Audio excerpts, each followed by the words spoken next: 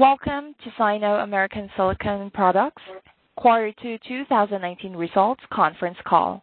At this time, all participants are in a listen-only mode until the question-and-answer session of today's conference. At that time, to ask a question, please press star followed by the number 1 in your phone, and mute your phone and record your name when prompted. This call is being recorded. If you have any objections, you may disconnect at this time.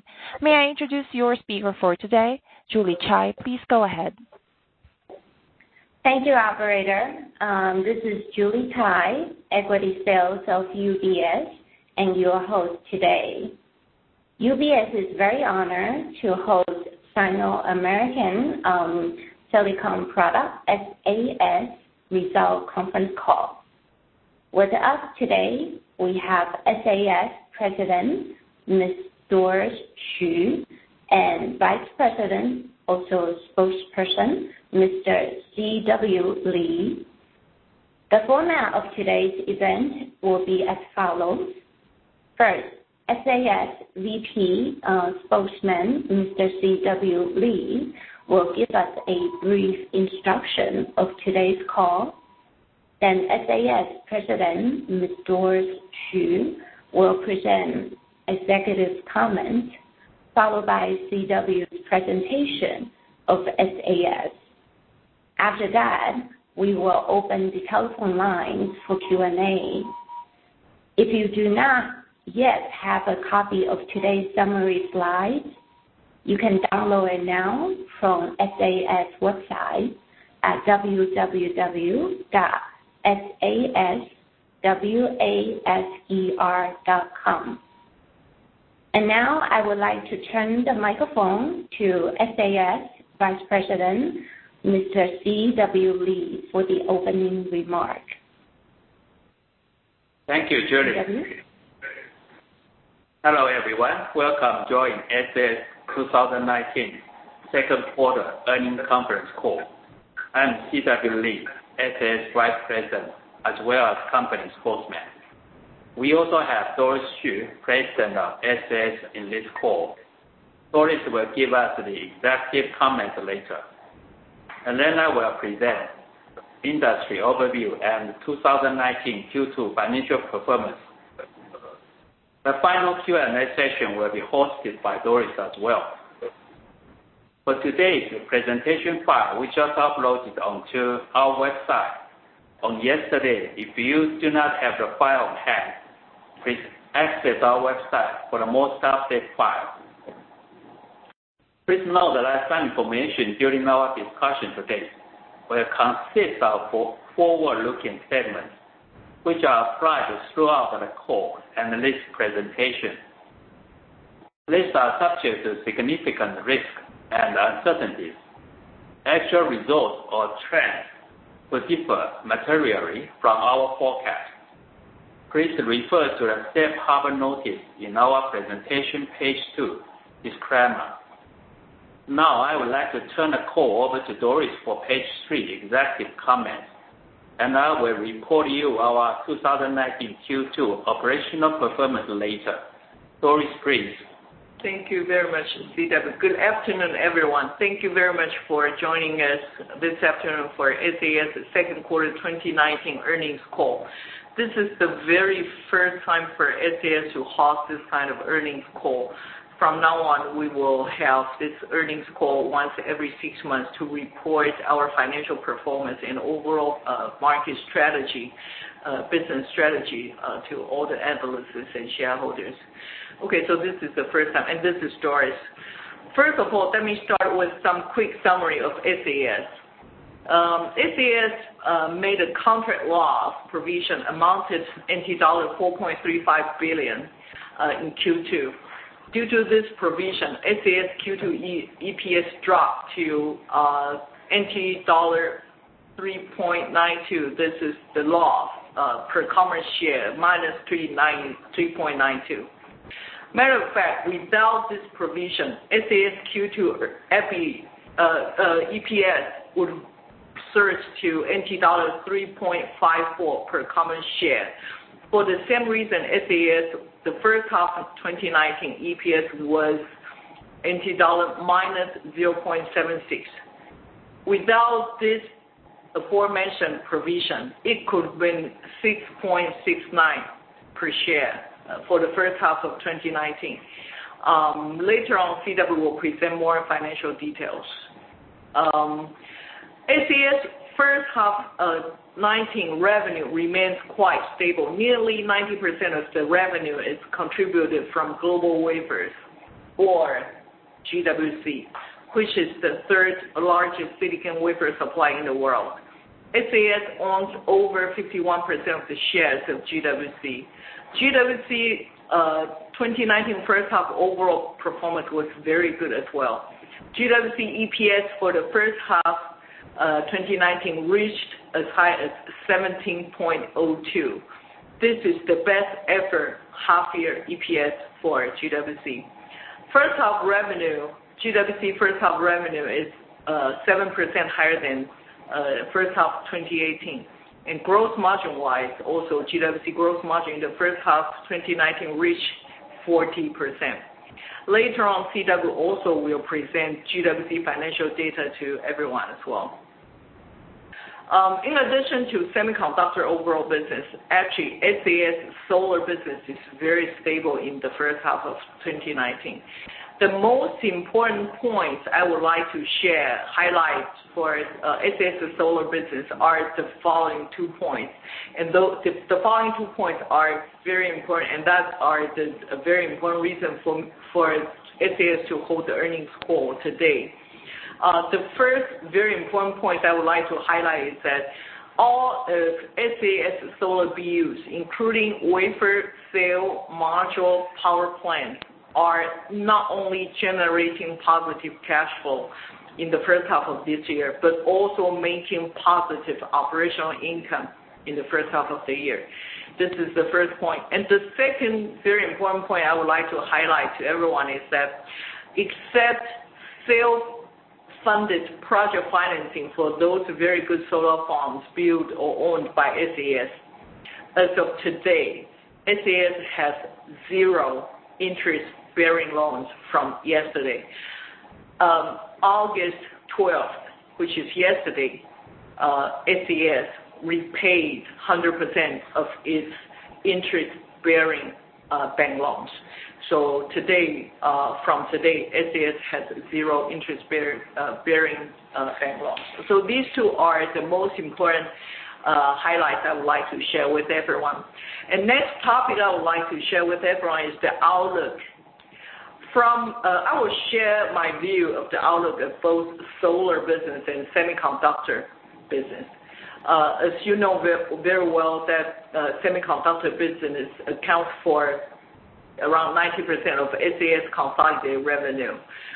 So let me share my outlook of both solar and semiconductor. The first half this year is a very important milestone for SAS for the following reasons. In the first half, SAS successfully turned around its solar business. SAS, all of our solar business are making profit, so it's not a loss-making business anymore. And the second is that all solar business sections are making profit, and also SAS repaid all of our loans yesterday. So these are the highlights. And the whole SAS now is a cash-making, profit-making company for both semiconductor and solar. It's time for SAS to enhance our overall business portfolio. For short-term outlook, our solar business is stable. We have a very good local power plant, and we have global sales supply business, high-efficiency sales supply business, and also we have EU local module supply as well. All of these are 3 key drivers for SAS solar business. The demand for these 3 areas remain quite stable. Worldwide PV installation capacity will keep growing from our viewpoint. In the past 20 years, matter of fact, the worldwide PV installation keeps growing every year, no matter how the macroeconomic is. cost, or we call dollar per watt for solar industry, cost and efficiency are always the key competition factors. So SAS technology leadership will still make SAS very competitive on high-end products, which we can get some premium price. So that's our short-term view for solar. So in short term, SAS will keep profit making, and we will keep growing for the high efficiency products. And for long term, we are very confident that solar industry, or so-called sustainable energy industry, will be more and more important and affordable. People are seeing more and more serious damages from climate change or climate crisis. People are paying higher prices for carbon emission as well. Up to now, solar energy is still one of the most affordable and mature technologies to mitigate these potential consequences from climate crisis or climate changes. So SAS will keep differentiating ourselves in PV industry by our strong technology leadership and also our strong finance position. So these are our view, short-term and a long-term view for solar industry. And for semiconductor, our GWC, our semiconductor business, we're seeing more and more positive forecast from our customers for the industry recovery. Inventory correction is more moderate now. It's not as serious as the first half of the year anymore. So we're expecting more recovery from our customers. Many innovations, at the same time, many innovations are seen in various new applications for 5G, IoT, EV, advanced power devices, and so on and so forth. So for long term, we are very confident that semiconductor industry is still of enormous potential growth. However, for short term, macro uncertainties, trade tensions, currency volatilities, and geopolitical issues do exist. It's hard to quantify the impact of these macro issues. However, notably, I think local supply and global operation footprint are paramount. These are very important. One of the most unique strengths of GWC is our global operation. GWC has our operations in more than 10 countries. This global operation will help our customers to mitigate the risk of tariffs, currency fluctuation, and some export constraints in some areas as well. So at the last, but it's also as important as all the points I mentioned earlier, that I would like to highlight that GWC is developing some new material in addition to the silicon wafer, which is our compound material. GWC is now developing and supplying silicon carbide wafer and also gallium nitride silicon wafer as well. These compound wafers are developed for advanced applications such as 5G base station, wireless charge, EV, and many advanced power systems. GWC will start ramping up these applications, especially for silicon carbide from 2020. So these are our view for semiconductor. I believe that no matter for semiconductor or for solar, we are very positive for long term, and even for short term, we are seeing a lot of recovery for semiconductor as well, although those macro uncertainties exist. So thanks again for everyone's attention for this portion. CW later on will provide more details of both of our solar business and semiconductor. Thank you very much. Thank you, CW, please. Thanks, Doris. Let me continue the industry overview. In 2019 Q2 financial result details. Please turn to page 5 and 6. Company overview and group revenue. This is SAS Group company structure.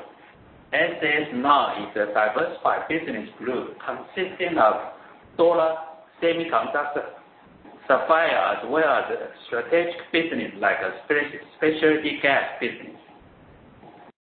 Our revenue mainly comes from GlobalWafers semiconductor business, which contributes around 90% to SAS revenue. In 2019 Q2, given semiconductor business is relatively stable and solar business, semiconductor business share increased in the past few years. Now we just share a couple pages of recent industry overview and the SAS product portfolio. Please turn to page 8. Taiwan government actively pushes for PV development. The plan is to install 20 gigawatt by 2025. Cumulative installation is expected to reach 6.5 gigawatt in 2020. So 2021 to 2025 installation capacity will be around 2 to 3 gigawatt per year at least. With high population and high density, Taiwan is one of the best places in the world for high efficiency solar products.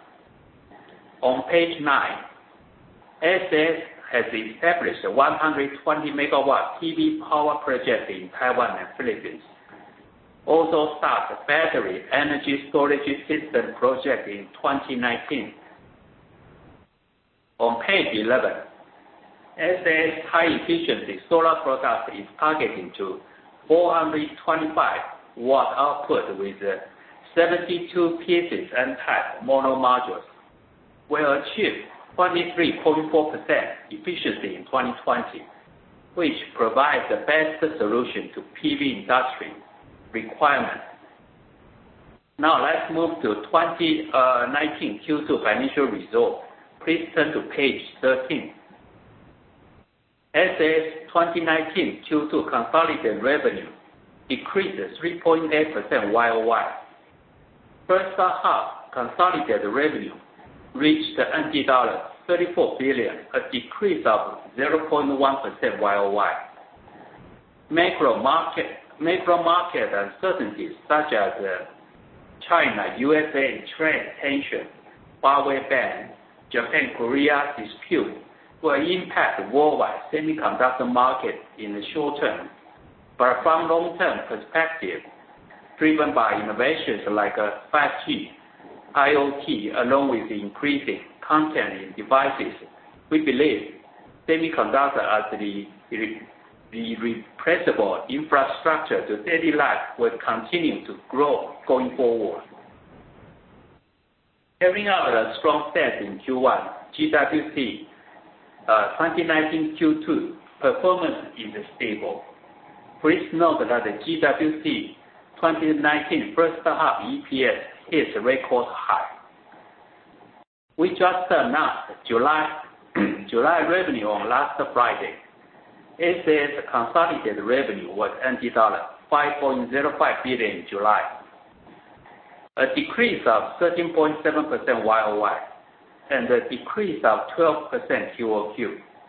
The first reason is GWC's flexible shipment to partner with customs in inventory correction. Second is that SAS prioritized substantial profit instead of revenue scale so as to forge a sustainable operation model. Cash positive is more important than revenue growth. To maximize profit is the first priority for solar business this year. Also, SAS is determined to minimize solar sector loss by recognizing onerous contract provision NT dollar 4.35 billion of polysilicon LTA in 2019 Q2. By doing so, SAS is alleviated from its last LTA burden. A healthier financial structure is anticipated. Accompanied by the provision, SAS 2019 Q2 gross margin is 11%. Net profit is -3%. Q2 EPS is NT dollar -3.92. First half EPS NT dollar -0.76.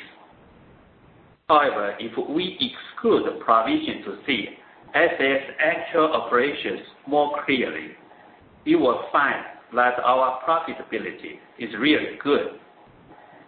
Gross margin is 37%, record high. Net profit 23%, ranking on top in our history. Q2 EPS NT dollar 3.54, which is the best ever. Accumulated first half EPS achieved NT dollar 6.69, is even all-time high. SAS 2019 first half net cash position reaches NT dollar 39.7 billion, which is equivalent to US dollar 1.28 billion. On page 14 to 15 are the comparison data of YOY and QOQ for your reference. Page 16 are the revenue trend since 2013. In 2017, the revenue growth a lot was because of the acquisition of Scientists and Semiconductor on December 2nd, 2016. Page 17 shows gross margin trend. 2019 first half is 25%, but if excluding provision, it should be 37%. If only for solar business unit or solar BU, gross margin reached double digit, and all segments in the solar vertical chain, wafer, cell, module, and power plant performed phenomenally with positive operating profit in 2019 first half. Page 18 to 20 are the operating profit, net profit, EPS trend. 2016 data was negative due to the merger of Scientists and Semiconductor. GWC rapidly refinanced Scientists to get rid of loss and construct a better financial structure through rapid repayment of bank loan and delisted from NASDAQ. 2018 Q4 and 2019 Q2 data include NT dollar 2.26 billion write-off and NT dollar 4.35 billion onerous contract provision respectively. If excluding provision in 2019 Q2, then operating profit, net profit, EPS should be 30%, 23%, and NT dollar 3.54 respectively, with record high or ranking very top in SAS history. Please turn to page 21. SAS has NT dollar 21.3 billion capital surplus on 2019 first half. We believe this is significantly high among Taiwanese listed companies. As long as cash is available, with approvals from board and AGM, SAS is able to distribute dividends from capital surplus even in the absence of remunerative earnings, bringing hefty payback to shareholders, and is tax-free for both domestic and overseas investors. Page 22 is the dividend payout since 2013. The payout includes distribution from earnings and distribution from capital surplus. You could note that even in the year 2016, when EPS is negative, SAS distributes from capital surplus to return shareholders. A few years dividends are even higher than EPS. The notably high payout ratio is one of SAS features to appreciate shareholder support. Page 23 is showing dividend payout amount and yield from GWC to SAS. For year 2018, SAS received NT dollar $5.57 billion dividend payout from GWC. Besides the reservation for NT dollar $1.76 billion dividend payout, the majority is used to repay bank loans, while the rest will be served for strategic business deployment. On page 24, SAS net cash position is NT dollar $39.7 billion in 2019 first half, 195% held by GWC. With August 9th dividend payout from GWC, SAS has paid out 100% bank loans, except PV Farms project financing loan, which is a typical industry practice to have financial loans for PV Farms. With a significant cash on book and zero debt, we believe SAS finance structure is one of the best in this industry. Page 25 shows SAS dedication to minimize solar sector loans going forward. With write-off related to impairment of assets and onerous contract provision on polysilicon LTA in 2018 Q4 and 2019 Q2 respectively, SAS reset a healthy financial structure freely without burden. Turn to page 26. In general, Taiwan PE ratio is 15 to 16 multiples in high-tech industry. But GWC's PE ratio was much lower than its actual performance. This slide also shows current market value of SAS trade at 26% discount compared to some of its 51.17% stack of GWC and 41.93% stack of Crystalwise. Please note that the assumption is based on GWC's underestimated share price, which is adversely impacted by recent geopolitical uncertainties and volatility. Page 27 to 28 are brief SAS income statement and balance sheet. Page 30 is GWC 2019 Q2 financial highlights. As Doris mentioned earlier, same as Q1, Q2 had a stable revenue. It's second best in history in gross margin. Operating profit before tax percentage. 2019 Q2 EPS amounts to NT dollar 8.15. First half EPS is all-time high, exceeding over half of 2018 full year. GWC has sufficient net cash position, NT dollar 37.9 billion, equivalent to US dollar 1,222 million, including prepayment NT dollar 22.3 billion, equivalent to US dollar 721 million. Generate NT dollar 7.8 billion, equivalent to US dollar 252 million free cash flow from operation as of 2019 first half, which representing 26% of revenue.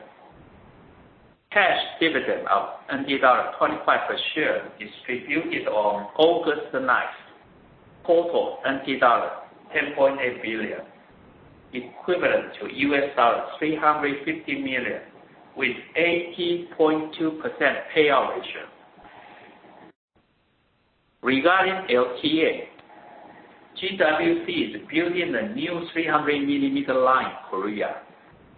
This new line establishment will not impact GWC margin because it's secured with higher ASP to cover depreciation. LTA are owned by customers. GWC offers flexible shipment as countermeasure for inventory digestion. Page 31 to 37 is GWC 2019 first half financial results for your reference. Above is my presentation for 2019 Q2 financial results. Thank you. Next, I would like to hand over to Doris for Q&A session. Doris, please. Thank you, CW.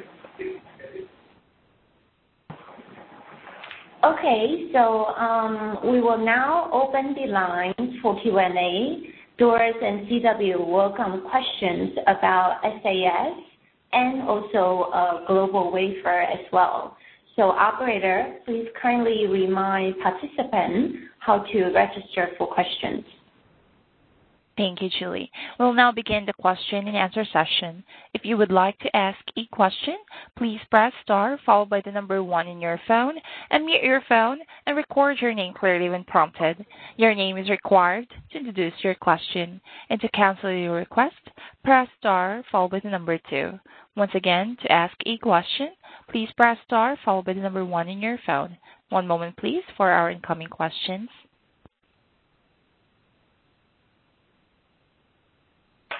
Doris, I was thinking before we receive questions from the participant, maybe I could ask 2 questions first. Yes, please, Julie. Thank you. Okay. First one, will there be any further provision or write-off expected in the following quarters? And how is the provision or write-off usually determined? Okay, let me answer your first question first. The answer is no. So basically, we have already reserved all of our LTAs. Matter of fact, the 4.3 billion provision we made Q2 in June, that one was for the very last polysilicon purchase agreement. So there will be no further provision expected in the next coming several quarters.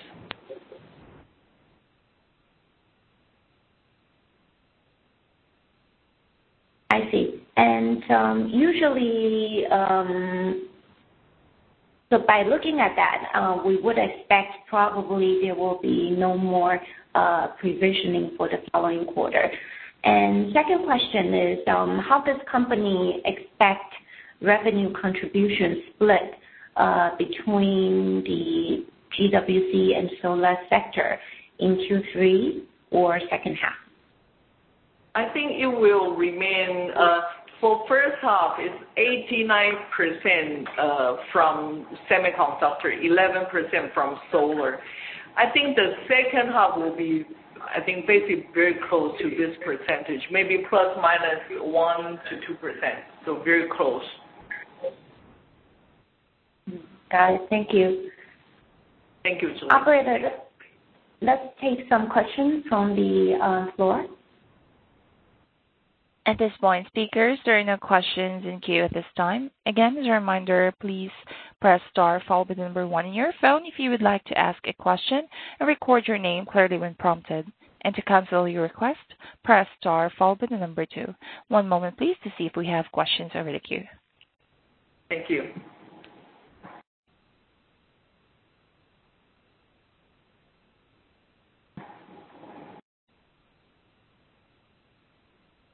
We have questions over the queue. One moment, please, as I get the name.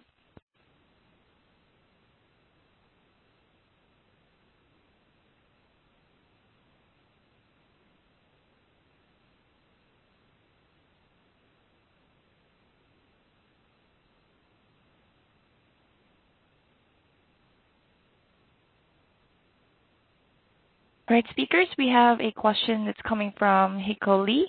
Your line is now open. Thank you. Hi, just wondering, among all your solar products on wafer cell and modules, everything together, just wondering which one on the product mix side, which one will suffer or the most profitability one? And also, I saw the presentation said the government in Taiwan is quite supporting, and also we are seeing that wind power is getting more and more increasing in Taiwan as well. is it possible in the future these two will be, competing with each other, or you think it's actually helping each other on the green energy side and going into, even 2020 or even 2025, and also outside Taiwan, do you see more opportunity in this part as well? Thank you. Thank you, Mr. Lee. Let me answer the second part of your question. The first part of your question I didn't catch very well. So let me answer the second part first. First of all, I think in Taiwan, Taiwan government has a special policy to reach 20 gigawatt of renewable energy, basically for solar energy by year 2025. And I know that there are more and more wind power started from the last couple of years. But in general, there is no direct competition of wind power and solar power so far in Taiwan. And main reason for this is because for solar power, for a solar farm, we need special some conditions to design to install solar farm. And for wind power, we need some special different conditions. For example, we need to check the wind field and wind factor.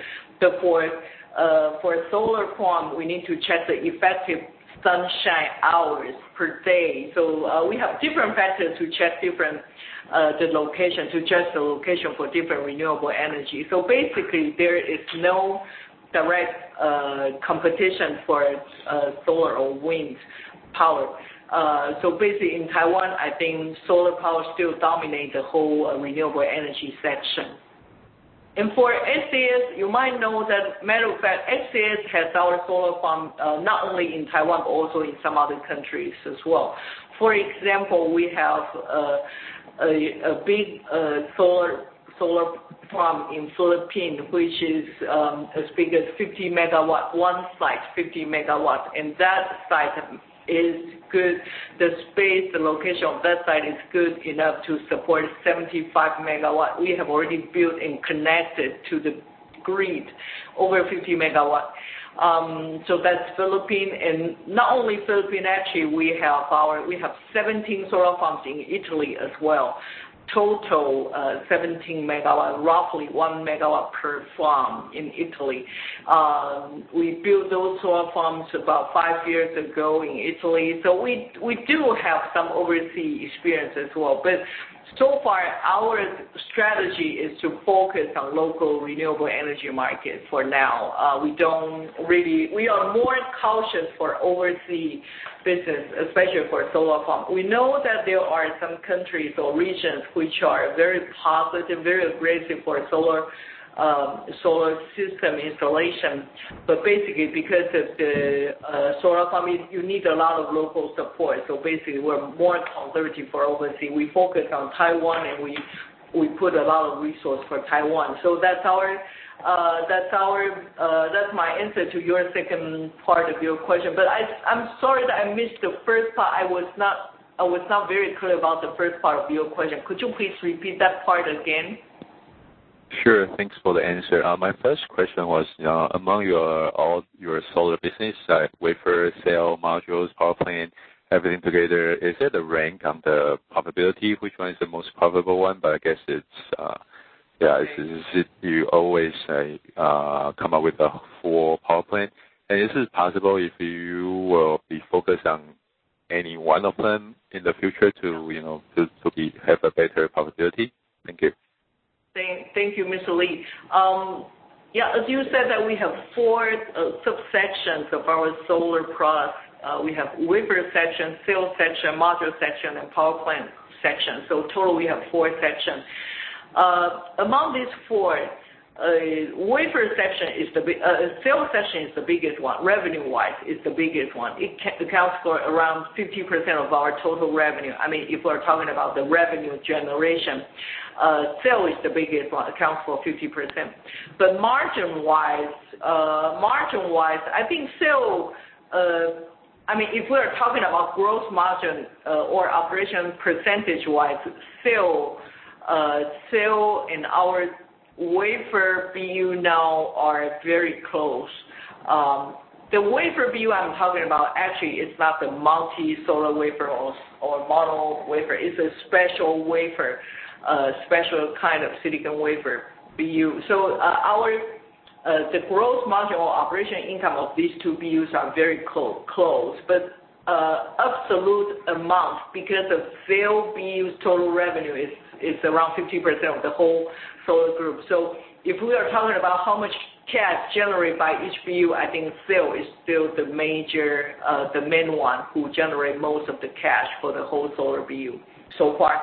And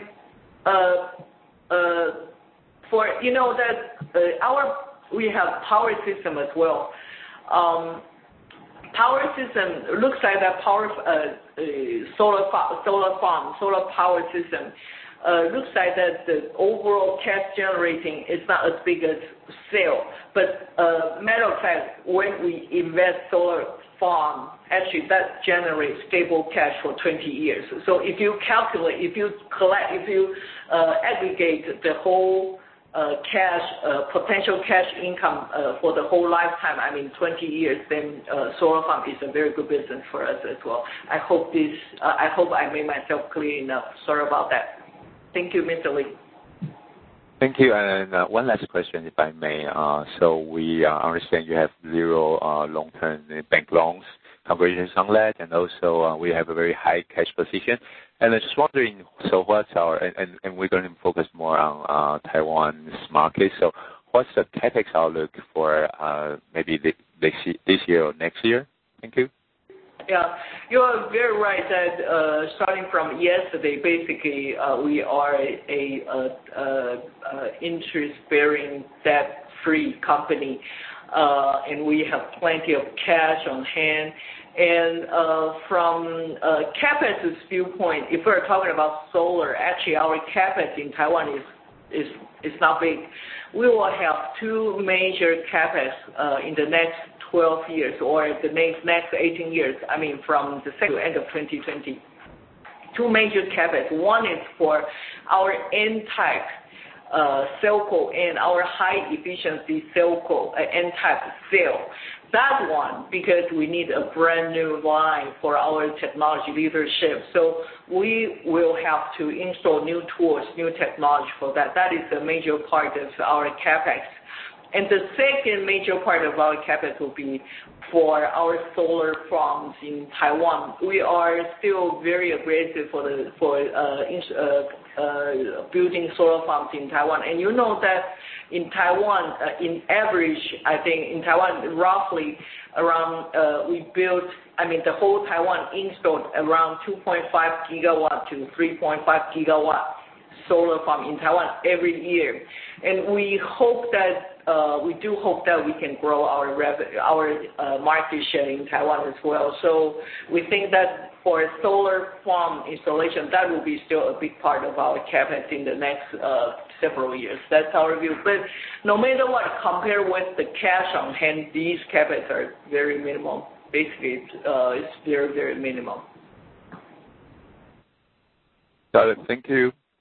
Thanks a lot.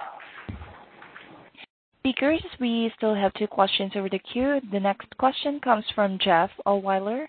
Your line is now open. Yeah, hi, thanks for the question. So after the solar write-offs in fourth quarter last year and second quarter this year, do you expect that solar business to be profitable over the next couple of quarters? I know obviously ASPs can change, but your best estimate for maybe the next 2 quarters in the solar business. Yeah. Thank you, Jeff. Quick answer for your question is that yes, we think that the second half of this year it will be still quite stable. And part of the reason for this is that, of course, market is always volatile, and it's always a lot of uncertainties. But for solar, I think that the second half of this year will be still profitable, mainly for 2 reasons.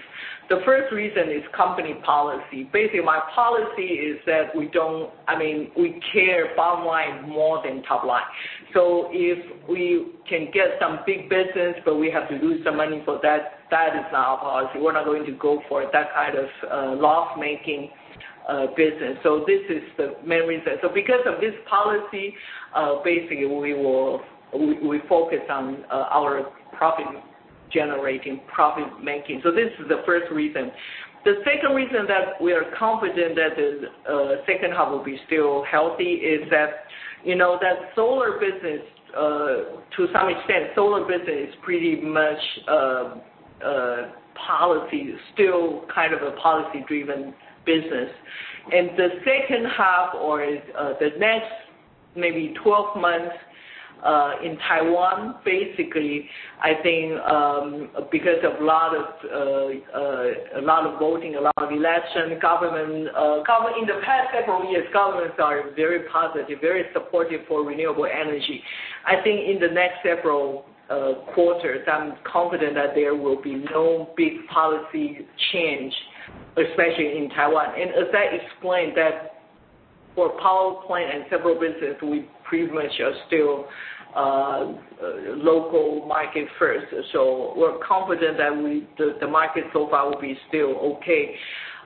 So these are the two main reasons why I think that we're still confident that the second half of this year, our overall solar business will be still positive. If I may, I would like to add another point on this issue as well. That is that I think in the last several months, more than ever before, I think a lot of people really recognize the climate change or the potential climate impact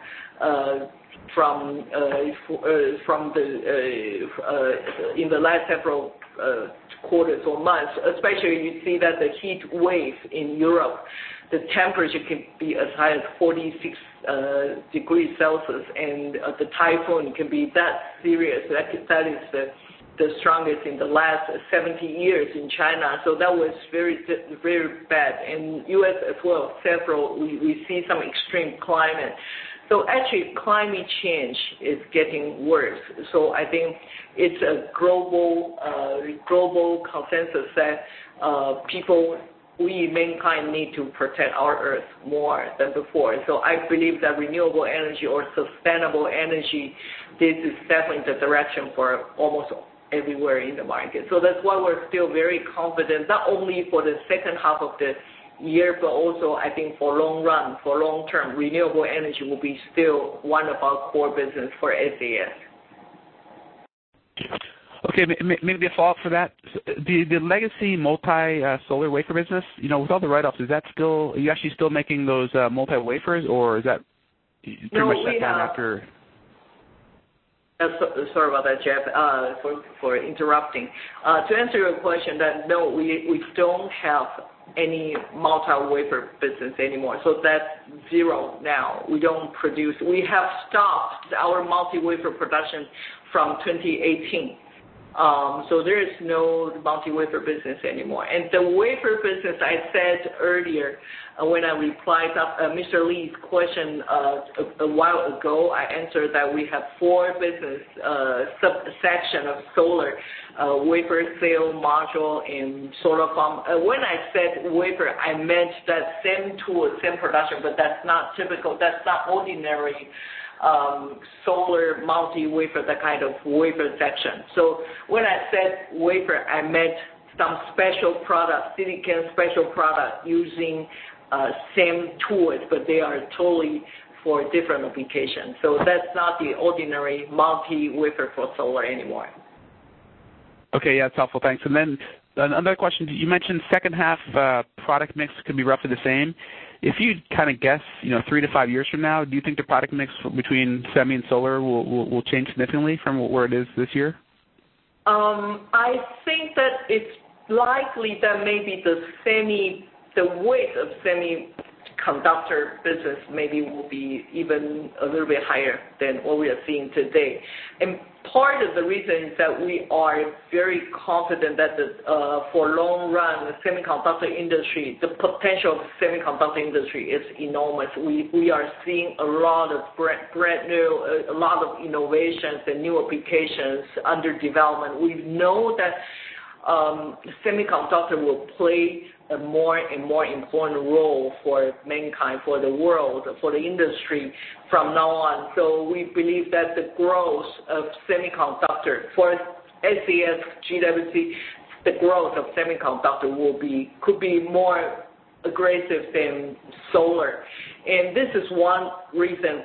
And the second reason is that I made when I made the brief message at the very beginning of the presentation this afternoon, I mentioned that SAS has repaid all of our bank loans, and SAS has very healthy cash on hand. So I said that it's about time for SAS to enlarge our overall product portfolio.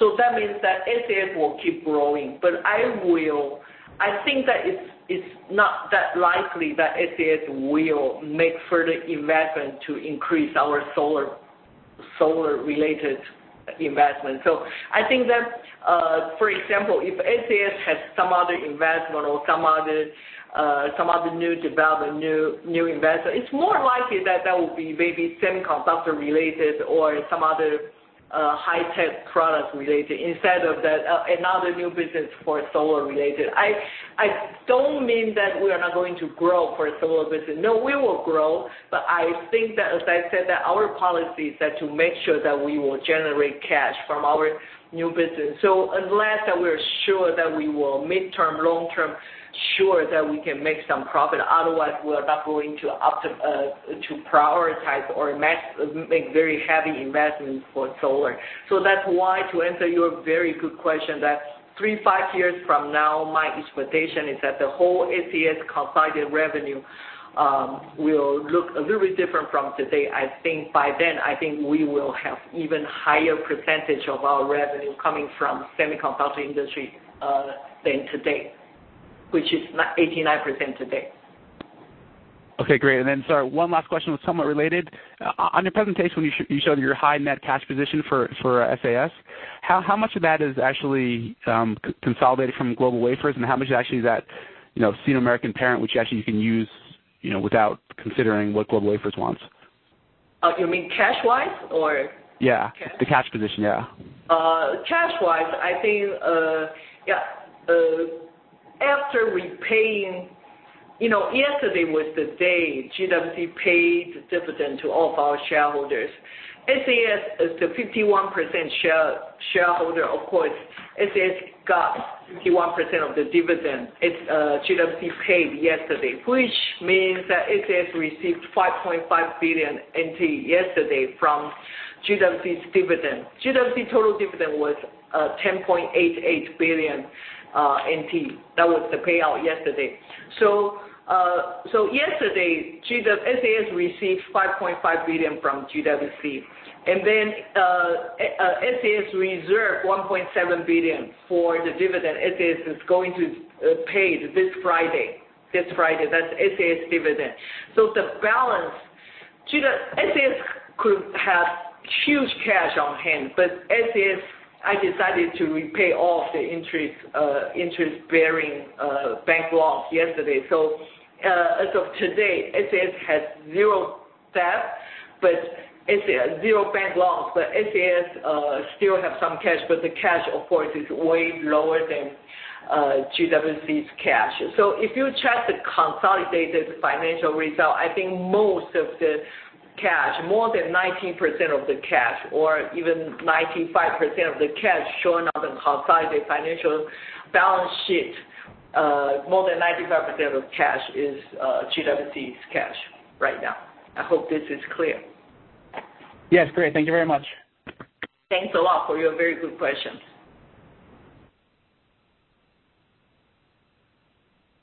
Okay, so speakers, we still have one question over the queue. It's coming from Winnie Tao. Winnie, your line is now open. Hi, Doris. Hi, CW. Thank you for taking my question. Can you hear me well? Thank you. Yes, I can hear you. Yeah, actually, I got a couple questions. The first one is about the solar business. So just follow up on Jeff's question in terms of the profitability for second half.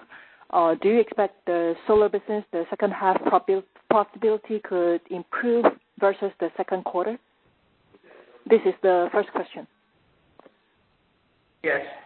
The first question, I think second half, basically profitability-wise, I think will be pretty flat. I think it's a little bit difficult for us to really identify that how much would that be better than Q2 or what. But what we are very clear is that there will be no write-off in the second half of this year. And margin-wise, revenue-wise should be flat, and margin-wise will be still positive, making profit, but percentage-wise, will that be higher than Q2, better than H1 or not? I think it's very hard to say. There are still some macro uncertainties. Some are positive, some are a little bit concerned, but basically I think we'll be still making profit. Sorry, I cannot give you a detailed indication that would that be better than first half or what. Yeah, no problem. Then the second question is still on solar. So especially for solar cell, given that some of our Taiwanese peers have maybe filed bankruptcy or tried to reduce their capacity. Right. And what are some of the implications on the pricing outlook for third quarter for the sales side? And then in terms of the implication on solar farm in Taiwan for next year, do you expect your Taiwanese peers to focus more on solar farm as well? So basically that means that all the people now put the focus on solar farm, so the competition there would still be as intense as this year? That's the second question. Yes, thank you.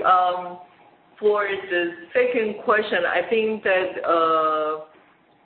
actually right now, worldwide sale price is right now it's a little bit tough. It's not. If you check the index price is quite flat or a little bit going down for sale, which is the biggest section of our solar business.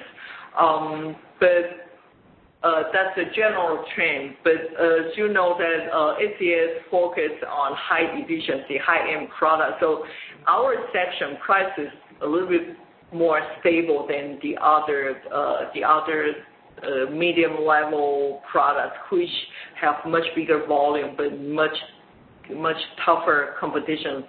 So the price competition is much tougher than our high-end products. So in general, our price, SAS overall sale price trend for the second half is still. I think I would not say that the price will be going up. I think the price will be flat the second half of this year. But the general index price maybe will be a little bit tougher, except the high-end product. And for power plant, power plant is a very important part for us as well. But for power plant, one of the very important factor for the profitability for our power plant is government FIT, so the incentive program from government. And the second one is green certificate. That is a new factor for solar farm business as well. So for now, green certificate, government policy for green certificate, or how to quantify the value of green certificate is not finalized yet today. So I'll focus on, I think the whole profitability of solar farm is pretty much linked with FIT, government's FIT. And we believe that I think Taiwan needs more renewable energy. Because of the density, because of the power, the sensitivity of the CO2 emissions, and also because of the population density is too high, so nuclear is not the best choice. So I believe that next year government will be still very supportive to provide very good FIT. That's why I think that our overall profitability for solar farm will be still very stable in Taiwan, and we do see some. It seems like good potential from good growth from overseas solar farms some overseas countries, overseas market of the solar farms, such as Vietnam, the Philippines. Looks like that Indonesia, some countries are very aggressive for solar farm construction. But so far, that's not our plan yet, at least for the next 12 years. I think our focus will be still in Taiwan. So when I said our overall profitability projection for solar farm, I pretty much focus on Taiwan only. Thank you. That's very clear. Then actually there's another question on the solar side. So if you think about the cancellation of the long-term contract on the polysilicon side, from now on, do you expect some boost on gross margin because of that, or it's basically that the cancellation of the long-term contract actually does not impact your cost of goods sold? Yeah, thanks for that. Is a very important, very good question as well. Thank you very much. As we explained earlier that we have already made the provision for all of our potential polysilicon long-term purchase agreement, so it's all done. We made the provision, and I believe that our provision is good enough to cover many years of our potential loss. That means that in the next several years, even I didn't mean that we will walk away from the purchase liability, but we will purchase the material at a much more reasonable condition, and the potential loss from the following of several years purchase has already been reserved to our provision. So that's how it works. So that means that after the provision, our gross margin will be very stable, or it will be that when we really have our cost reduction, you will see our real improvement from our gross margin. Not like in the past, no matter how much cost reduction you have already achieved, and basically you cannot see any improvement from our financial result because the long-term agreement, the polysilicon loss overwhelm the overall financial performance. So a short answer to your question is that the next several years we don't expect any further loss from our polysilicon execution of the purchase agreement. I see. Thank you. And my last question is actually on dividend. So may we have some color about your dividend payout policy since you have more cash on hand, especially net cash on hand? And in terms of the dividend payout or dividend dollar, is it okay to perceive that next year we may possibly to have at least the same amount of dividend dollar versus this year? Yes, I think that you are very right that we have okay cash, healthy cash, and no debt, and looks like the daily business is profit making. So I think it's very safe to forecast that next year's dividend will be same as this year. This year, which is this year is 3, right? 3, 3, right? So I think it's very. It's safe to make this forecast, or even better than this price. That is possible. I think we have capital surplus. We have very high capital surplus, and also we have high cash on hand. So I think we are financially capable to pay okay dividend. But some potential factor which might affect our dividend a little bit is that, for example, if we find a very good new business, new target for us to grow our business for long term, maybe we will need a little bit. Our cash allocation maybe will be a little bit different from what we are seeing today. So maybe we have to prepare some extra capital for some next business growth, either in organic opening up a new business or buy a company. All of these are possible. But for now, I think because our debt ratio is extremely low, so even we have a new opportunity out there, I don't see that it will be too difficult for us to keep our dividend equal to or higher than last year. So I think it's pretty safe to forecast that next year we will be receiving at least the same dividend. That is very reasonable. Thank you.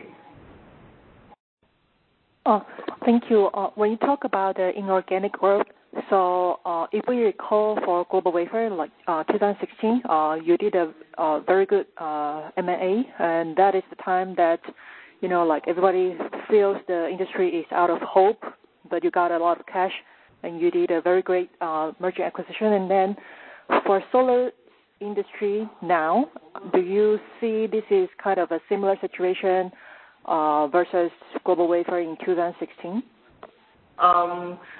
I think that we will not make any M&A for solar or any big organic growth for solar. We will develop some high-tech solution, high-tech products like high-efficiency cell, high-efficiency module. We will work on this, but it's not that likely that we will buy some M&A, some big company for solar. So what I meant that the potential, because of the cash availability, so maybe we will buy organic growth or buy some company. That doesn't mean that it will be solar. I think it's more likely that some other high-tech product instead of solar. But I didn't mean zero. We keep monitoring. We don't really rule out solar companies from our list. We are seeing solar as well, but I think it's not the priority for us. It's not the first priority when we're talking about any organic growth or M&A. It's not the first priority. Understood. Thank you. Thank you so much. Thanks a lot. Thank you very much for your question. Excuse me, speakers. We still have one question over the queue, and it's coming from Jennifer Lim. Your line's now open. Hello. Can you hear me clearly? Yes. Thank you. Yes, Hi. please. I can hear you. Hi, Doris. Congratulations on the solar turnaround. And it seems that some of your investments still making losses. For example, the Crystal Wise and Taiwan Specialty Chemicals. I was wondering if you can give us some updates or share any profit turnaround plans for these two companies. If there is anything you can give us. Thank you. Yes, thank you. That is a very good question for us as well. Thanks a lot. For Taiwan Special Chemical, TSC, that is a chemical company which produce disilane gas for semiconductor industry. And disilane gas is the special gas used for advanced semiconductor processes, such as below 10 nanometer, for example, 10 nanometer, some process, AP process or diffusion process, the special gas needed for that process. And this kind of before disilane, actually many, the foundry process use silane instead of disilane for those process. But for advanced node, you need very good thermal buffers, and disilane provide much better thermal buffer than ordinary silane. So that's why we believe that disilane, the demand for disilane will grow when advanced nodes like 7 nanometer, 5 nanometer, 3 nanometer demand is stronger, is higher than today. So I think that for Taiwan Special Gas, we are very positive for the company because we are holding 30.9% of TAS, 30.9% of Taiwan Special Chemical. We are the major shareholder of the company, and their customers, we have very good connection with their customers because all of their customers are semiconductor companies, and you know that GWC works with almost every single customer of TSC, so we can provide a lot of leverage for the sales promotion. So when 7 nano, 5 nanometer products, the percentage of those products increase, I believe that Taiwan's TSC overall market, their overall revenue will grow as well. And they will have very healthy financial performance as well when the loading is higher. Their total capacity now is about 40 tons per year. But the loading now is still very low, so they have big room to grow their revenue and margin. So Taiwan TSC can be a very good investment for SAS, and I think that it's very likely that we will reach break even in 2020 for TSC. That's our view. For your information, I'm the chairperson of TSC as well, so I know that as long as the loading increase, I think we will be able to turn around very smoothly. And for CWT, Crystal Wise Technology, which is a sapphire company, you know that sapphire business is really very tough because of the price, super keen price, bloody price competition in the whole worldwide industry. So CWT now intentionally lowered the weight of their sapphire business, of their total revenue. And the goal now for CWT, the new focus now is gallium arsenide, GAAS. Gallium arsenide, this is a new product for this material, gallium arsenide wafer, is good for a lot of advanced semiconductor products, especially for laser diodes. It's needed for power amplified laser diodes and like V-cell, that kind of application. So that's one of the so-called compound material we think that will be of good potential in the next several years. So to summarize for CWT has two products category. One is a sapphire, which I don't think that we will be able to turn around very soon. I think our strategy for sapphire is to minimize the loss of sapphire. That's our strategy. We keep our market share, but try to minimize the loss. And the second product category for CWT is gallium arsenide, which is a brand new product. So we are positive for this one. And SAS owns 41% of CWT as of today. So that's a quick update for these two companies. Thank you. Okay. Can I follow up on the Crystal Wise? So when can we expect the gallium arsenide business to ramp or to make any contributions? And that's Yes, I think it will be, for because we just started our gallium arsenide business from May this year. So this year is in R&D stage. We will have our first batch of sample ingot and wafering sample in Q1 next year. So I believe that next year, I think we will focus on a lot of sample qualification, a lot of qualification work next year. So I don't really expect big revenue from gallium arsenide next year. Maybe starting from second half of next year, some easier applications, some parts maybe we will start having some revenue from the second half of next year. That's our view. For now, of course, the whole CWT team are working very aggressively. We hope that we can ramp up sooner, but I think it takes a little bit time, especially for semiconductor qualification takes a little bit time. But a good thing is that gallium arsenide wafer is one of the very important material for 5G application as well.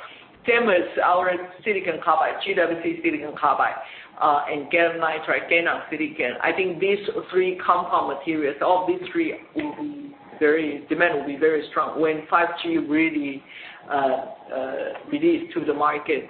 So I think 2020 will be the ramp-up year. Maybe second half of 2020 will be CWT gallium arsenide ramp-up timing. Thank you. Thank you. I just have one final question regarding TSC. You just mentioned that, can we kind of an update on how many clients already got and how many were under qualifications? And are we just focusing in Taiwan, or given our strong relationship with Korean makers, Korean customers, is it also a potential clients? Yeah, right. First of all, we are in mass production for more than 4 customers now, mass production. But even for mass production, there are always a lot of new products. Even with these 4 customers, we have new products under qualification. So we have more than 10 customers qualifying our products, TSC products, right now. This is the answer to your question. And the second question is that we are not only supplying to Taiwanese customers, we are supplying to Chinese customers. I mean that for mass production, we are supplying to Taiwanese companies and some Chinese companies as well. But at the same time, we are under qualification by several other countries' customers as well, including German company, American company, and Japanese company. These companies are some of these customers are evaluating our products right now. And Korean customers and some other areas, some other customers, we are still working on the commercial discussion with these new customers now. It's very likely that we will be entering to these customers as well. Great. Thank you, Doris. Thank you very much. At this point, speakers, we don't show any questions over the queue. Thank you very much. Thank you. Thanks a lot, everyone, for attending our conference call today. Thank you, Julie. Yeah. So if no further question, we would like to thank Doris for a very comprehensive update, and I'll turn to Doris for the closing remark. Thank you. Thanks a lot for everyone attending our earnings call. Thank you very much. Thank you. Have a good evening. Thank you. And that concludes today's conference. Thank you all for your participation. You may now disconnect.